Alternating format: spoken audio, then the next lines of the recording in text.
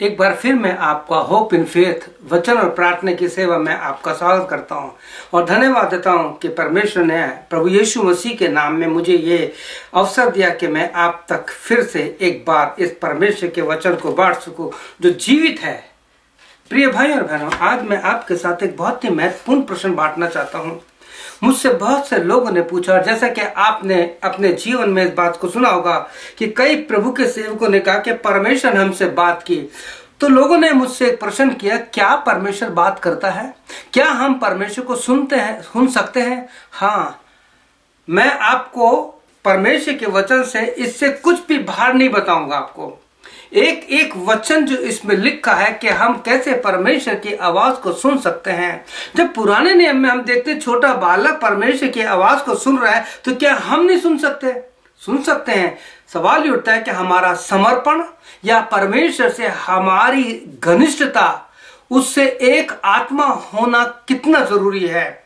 अगर पवित्र शास्त्र बाइबल, अगर यशाया उसका एक अध्याय उसका 18-19 पढ़ेंगे, तो मैंने जैसे पहले भी आपको बताया था अपने कैप्सूल में कि परमेश्वर आपसे बातचीत करना चाहता है, लेकिन शर्त है कि हमें उसकी आज्ञा का पालन करना है। आइए तो हम उस चीज को देखते हैं कि हम परमेश्वर की आवाज को कैसे सुन सकते हैं। यदि आप यहेजकेल की पुस्तक पढ़ेंगे, उसके 36 अध्याय 36 chapter, the book of Ezekiel 36 chapter and 26 and 27 chapter वर्ष पढ़ेंगे, उसका वचन पढ़े तो वहां लिखा, परमेश्वर कहता है मैं तुम्हें एक नया मन दूंगा, I will give you new heart. और कहता है मैं तुम्हारे अंदर एक नई आत्मा उत्पन्न करूंगा, and also I will give you new spirit. ये तो हो गई बात नए मन की और नई आत्मा की। लेकिन परमेश्वर के साथ एक बात और कहना चाहता है। वो बात यह है 27वें वचन में, कहता I will put my own spirit, कहता मैं अपना आत्मा तुम में समाऊंगा। तो अब मैं आपको बताना चाहता हूं प्रिय भाई और बहनों कि परमेश्वर का यह सिद्धांत क्यों इस बात के लिए लागू होता है कि हम परमेश्वर की आवाज को सुने और कैसे सुने। देखिए, हमारे हिंदू माइथोलॉजी के अनुसार हमारे भाई लोग कहते हैं आत्मा सो परमात्मा। यस, हमारी आत्मा जब तक परमेश्वर की आत्मा से एक नहीं होगी, हम कभी भी परमेश्वर की आवाज को सुन नहीं सकते। और इसके लिए बहुत जरूरी है कि हम परमेश्वर की संगति में आए, क्योंकि प्रभु यीशु मसीह ने यूहन्ना 14 अध्याय में कहा है कि मैं तुम्हें एक सहायक दूंगा, मैं तुम्हें एक पवित्र आत्मा का दान दूंगा, मैं तुम्हें ऐसा एक रिमाइंडर दूंगा, एक ऐसा सहायक दूंगा जो तुम्हें सारी बातें याद दिलाएगा। उनमें से एक बात यह है कि हम परमेश्वर की आवाज कैसे सुने, हम परमेश्वर से कैसे बात करें, हम यीशु मसीह से कैसे बात करें जो खुद परमेश्वर है। तो इसके लिए आपने देखा होगा कि जब परमेश्वर का आत्मा हमें दिया जाता है, नया आत्मा हमें, और फिर परमेश्वर का आत्मा, तो जब ये दोनों मिल जाते हैं, तो जब Romeo the book of Romans 8:16 पढ़ेंगे, तो वहां पढ़ेंगे तो परमेश्वर का आत्मा और हमारी आत्मा से मिलकर क्या कहते हैं, परमेश्वर का आत्मा हमारी आत्मा से मिलकर गवाही देता है कि हम परमेश्वर की संतान हैं। तो प्रिय भाई और बहनों, माता पिता अपने बच्चों से जितना ज्यादा बात कर सकते हैं, बाहर का नहीं कर सकता। क्यों? क्योंकि बच्चों के साथ माता पिता का बहुत गहरा संबंध होता है। और ठीक वही बात परमेश्वर कहना चाहता है कि परमेश्वर अपनी आत्मा के द्वारा गवाही देता है। और प्रिय भाइयों, जब हमारे साथ परमेश्वर की आत्मा के साथ परिपूर्णता हो जाती है और सहभागिता हो जाती है, तो रोमियो 5:5 में लिखा है इस बात को क्लियर करने के लिए कि परमेश्वर का आत्मा पवित्र आत्मा के द्वारा हम में डाला गया है। परमेश्वर ने अपना आत्मा हमारे अंदर है। इंग्लिश में लिखा है the God spirit poured out by the Holy Spirit in our heart, in our life. तो प्रिय भाई बहनों, जब पवित्र आत्मा, परमेश्वर का आत्मा हमारे अंदर आता है, तो उसके साथ एक स्टेप हमारे और आगे बढ़ता है। अगर पहला कुरिन्थियों 1 कुरिन्थियंस उसका 6:17 पढ़ेंगे, तो वहां आप पाएंगे कि जो परमेश्वर की संगति में रहता है वो उसके साथ एक आत्मा हो जाता है। शमूएल का जीवन देखा आपने, छोटा सा बच्चा है, कहां है?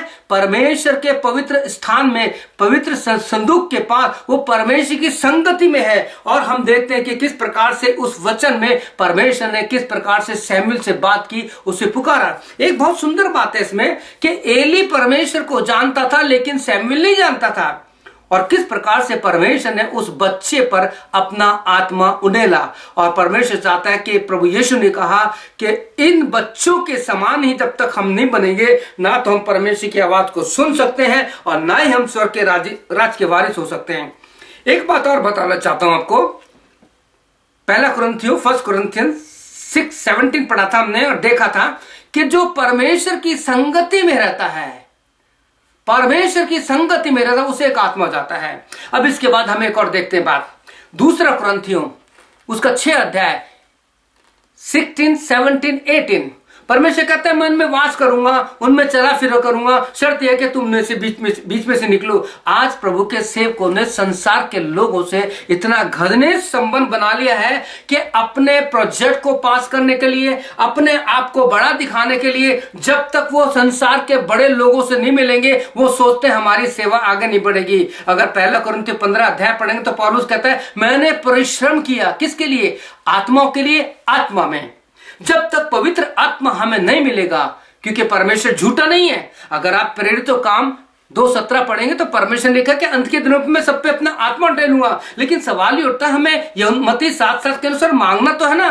प्रभु कहता है मांगो, और प्रभु ने कहता है कि प्रभु ने हम माता पिता को एक वचन से बहुत कंडम किया है। वो कहता है कि जब तुम बुरे होकर के अपने बच्चों को अच्छी चीजें देना चाहते हो तो क्या तुम्हारा मांगने वाला जिससे तुम मांगते हो, जिससे तुम मांग रहे हो, क्या तुम्हें पवित्र आत्मा का दान नहीं देगा? तो प्रिय भाइयों बहनों, इस अंतिम दिनों में आपके लिए और मेरे लिए अगर हमें परमेश्वर की आवाज सुनिए, अगर परमेश्वर की संगति में रहना है तो सबसे पहले हमें प्रभु के पास आना है। उसके लिए हमें अंदर से खाली करना है, क्योंकि we are the temple of God.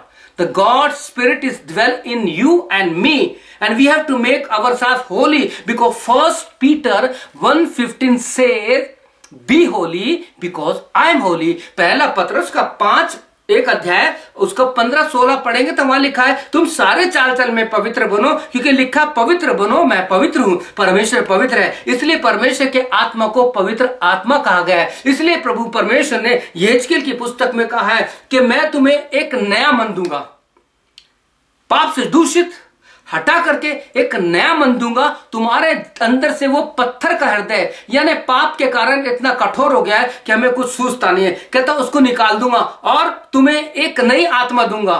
और फिर उसके साथ कहता है कि मैं अपना आत्मा तुम में डालूंगा। और फिर क्या होगा? जैसे यशायाह 18 में परमेश्वर ने कहा आओ हम आपस में बातचीत करें। प्रिय भाई और बहनों, मेरी आपसे विनती है कि इन दिनों परमेश्वर के साथ एक आत्मा हो जाइए, एक आत्मा हो जाइए, क्योंकि प्रकाशित वाक्य 12:12 के अनुसार वो शैतान इस पृथ्वी पर बहुत जोरों से उतर गया है और उसने अपना काम शुरू कर दिया है। आज जवानों का जीवन देखिए। मैंने पिछले दिनों एक अपना आर्टिकल डाला है फेसबुक पे, जिसपे मैं जवानों की सारी बातों को देखता हूं, उनके फोटोओं को देखता हूं, उनके कोटेशन को देखता हूं, बिल्कुल बिगड़े हुए हैं। माँ बाप सोचते हमारे बच्चे कॉलेज स्कूल गए, लेकिन उन्हें पता उनके बच्चे कॉलेज स्कूल में क्या कर रहे हैं। क्यों? क्योंकि वो आत्मा मर गया है, उनके पास वो आत्मा नहीं जो प्रभु हमें देना चाहता है। तो इसलिए मेरे हर एक सुनने वाले भाई और बहनों, चाहे वो प्रभु के सेवक हैं, चाहे माता पिता हैं, चाहे जवान हैं, चाहे छोटे हैं, इसी समय से प्रार्थना करना शुरू कर दीजिए, क्योंकि परमेश्वर के वचन में लिखा है मांगो तो तुम्हें दिया जाएगा। प्रेरितों 2:17 के अनुसार प्रार्थना कीजिए, जहां प्रभु से तो कहिए कि प्रभु तूने कहा है कि अंत के दिनों में मैं अपना आत्मा उंडेलूंगा, मैं सब पर अपनी आत्मा दूंगा। क्या आप पवित्र आत्मा पाने के लिए तैयार हैं? तो आइए छोटी सी प्रार्थना करते हैं। प्रभु मेरे सुनने वाला भाइयों को, बहनों को, जवान बच्चों को इस अंतिम दिनों में तेरे उस आत्मा का वरदान दे प्रभु, जिसके द्वारा वो तेरी आवाज को सुन सके। सैमुएल ने सुना प्रभु मौजूद तेरे से आमने सामने बात करता था। मेरी प्रार्थना है जो बीमार है, दुखी है, तकलीफ है, तेरे उस हाथ को जो यशायाह 50:2 में लिखा है कि तेरा हाथ छोटा नहीं है, प्रभु उस हाथ को प्रभु यीशु मसीह, जिसमें प्रभु मत्ती 14:31 में जिसने हाथ बढ़ाकर पतरस को डूबते बचा लिया, आज बहुत से लोग पाप में डूब रहे हैं, तो उनको बचा लीजिए और पवित्र आत्मा की सामर्थ दीजिए कि वो तेरे साथ आत्मा में एक हो जाए। प्रार्थना यीशु के नाम से मांगते हैं, आमीन। प्रभु आपको आशीष दे, आपकी सहायता करे। मे गॉड ब्लेस यू, आमीन।